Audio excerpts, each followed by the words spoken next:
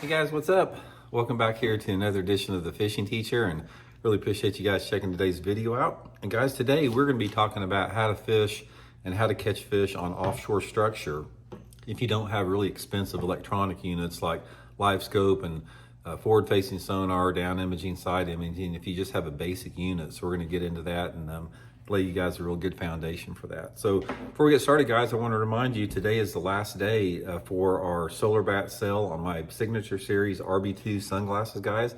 If you buy a pair of these by end of today or tomorrow, or also the last day of it'd be August 31st, so we get 2 more days in it.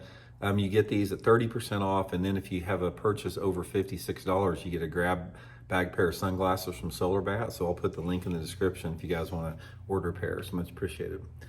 Okay, guys, if you have watched my channel, if you're new to the channel, haven't watched it very much, or haven't watched my other channel, Intuitive Angling, I'm not a proponent of high dollar technology. I think it's bad for the sport. I think it creates a little bit of a financial disparity amongst anglers. I think it takes away a lot of the intrinsic value of what fishing is. So I'm all about fishing more simple methods with electronics. So what I want to do here in this video is I want to sort of tell you how to go about fishing deeper offshore areas if you have a cheap electronics unit. And there's a lot of cheap ones out there. There's a lot of them out there, you know, like the little 5 and 7 inch units that, you know, you can get about anywhere, you know, for just a few $100s, but you can still fish offshore with that. You just have to sort of alter your approach a little bit. So the first thing to do with that, let's say, for example, you don't even have a GPS on your boat. Say you've just got a cheap depth finder. You can always get a lake map, a contour map of the lake, and it shows you, you know, the contours of the lake. It shows you where the drop-offs are. It shows you where the deep water is and all that type of stuff. Most people have GPSs on their boats because a lot of the units, even the less expensive ones now, have them. But if you don't, you can always use a paper map. But the main thing I want to talk about, guys, if you have a cheap unit and you want to fish deep water, here's a few things you can do. First of all, concentrate on points all the time. Fit not just bass, but every single type of fish out there, guys, they live on points all year round.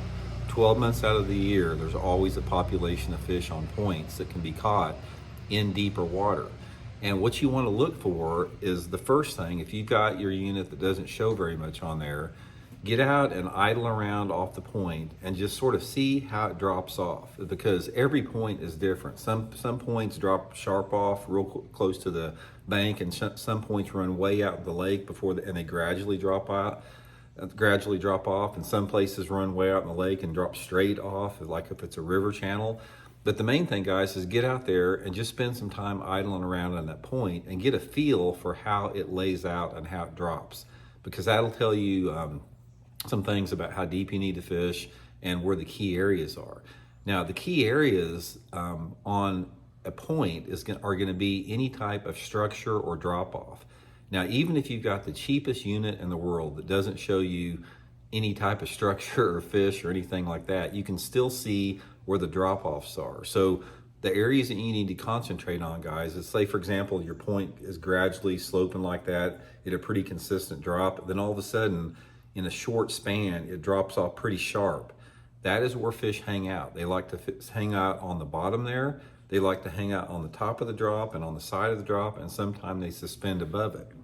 The next thing you want to look for is if your unit does show any type of structure like rock piles or brush piles, which most of them will, they'll show something down there, is pay attention for a rough bottom feature. It could be a brush pile, it could be, you know, rocky bottoms, big rocks, that type of stuff. Any type of structure down there that is sort of abnormal to the rest of the point, those are going to be key areas with it. And finally, it'll just show you the depth. A lot of times you don't need to know anything about a point other than how deep it is, because say, for example, if you fish a lake that the water is muddy in it, where the water visibility is less than 12 inches visibility, all your fish are going to be shallow. You're not going to have any fish out deep. So you just need to stay in like less than 5 foot of water. And as that water gets clear, and say, for example, you go to the other end of the spectrum where you're in really clear water and the water visibility is 10 foot, then get out there in the deeper water, like 20, 30, 40 foot of water, and start fishing a little bit deeper. So fish deeper in clear water, shallower in dirty water. But that's just a few quick tips that'll help you guys out if you don't have an expensive unit. Don't feel like you have to go out there and spend a bunch of money on electronics, because even if you have the cheapest unit out there, you can still catch a lot of fish. And my recommendation would be, don't even try to catch deep fish. Stay shallow all the time. There's always a population of fish shallow around boat docks, around rocks, around shallow cover, around riprap banks. Fish live shallow all year round. So don't feel like you got to be forced out there if you don't have the best electronic units out there. So hope it helps, guys. We'll talk later.